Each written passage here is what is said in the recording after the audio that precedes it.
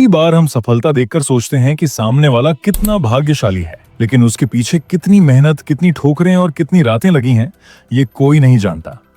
कहानी शुरू होती है उत्तराखंड के शांत, खूबसूरत पहाड़ी इलाके कौसानी से। 8 सितंबर 1999 यही वह दिन था जब उस बच्चे ने जन्म लिया जो आगे चलकर भारत का सबसे बड़ा व्लॉगर बनने वाला था। जी हाँ, सौरव जोशी का। आज उनके परिवार में लगभग 10 लोग हैं, लेकिन जब उन्होंने YouTube पर अपना पहला कदम रखा था तब घर में सिर्फ 4 ही लोग थे। सौरव, उनकी मां हेमा जोशी, उनके पिता हरिंदर जोशी और छोटा भाई साहिल, जिसकी शरारतें, स्किल्स और स्टंट्स आज भी व्लॉग्स में देखने को मिल जाते हैं। कई बार वही स्टंट उसे खुद को चोट भी दिला देते थे। लेकिन इस पूरी जर्नी की शुरुआत होती है सौरव के पिता हरिंदर जोशी के संघर्ष से, जो 1997 में कौसानी की गलियों में काम की तलाश में निकलता, आशा लेकर जाता है लेकिन निराश होकर लौटता है। कितनी ही जगहों पर कोशिश की, लेकिन मेहनत के बावजूद अच्छी नौकरी हाथ नहीं लगी। आखिरकार उन्होंने निर्णय लिया कि शायद किसी बड़े शहर में किस्मत खुल जाए, तो पूरे परिवार को साथ लेकर वो दिल्ली आ गए।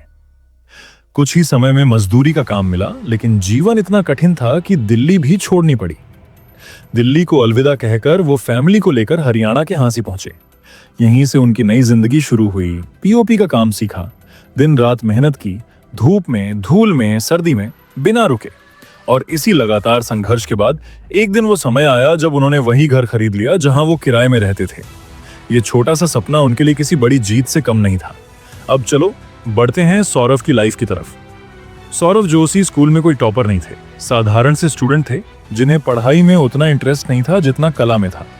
12वीं के नंबर भी इतने बड़े नहीं आए कि उन्हें किसी अच्छे कॉलेज में एडमिशन मिल सके, लेकिन हिम्मत नहीं हारी।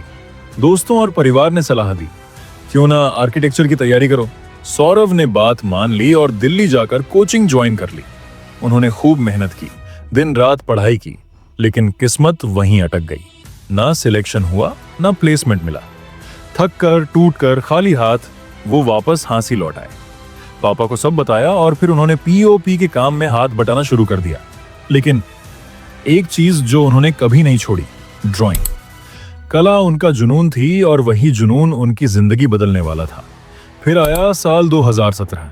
एक दिन उनका कजिन भाई शुभम जोशी उनकी खूबसूरत ड्राइंग्स देखकर बोला, भाई तू इतना अच्छा आर्ट बनाता है, इसे दुनिया को क्यों नहीं दिखाता? YouTube पर चैनल बनाओ। और यही वो लाइन थी जिसने सब बदल दिया। 24 जुलाई 2017 सौरव ने अपनी पहली आर्ट वीडियो YouTube पर डाल दी। धीरे धीरे चैनल बढ़ने लगा। कमाई कम थी लेकिन उम्मीद बड़ी थी। अब थोड़ा टाइम को आगे करते हैं और देखते हैं 2020 को। 2020 तक उनका आर्ट चैनल मोनेटाइज हो चुका था।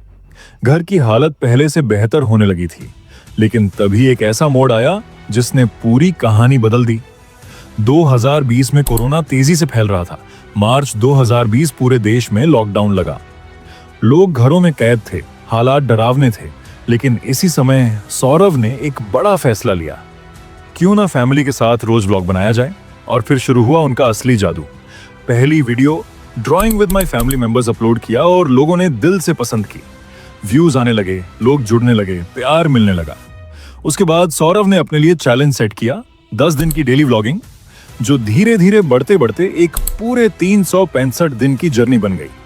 हर दिन वीडियो, हर दिन मेहनत, हर दिन एक नई कहानी।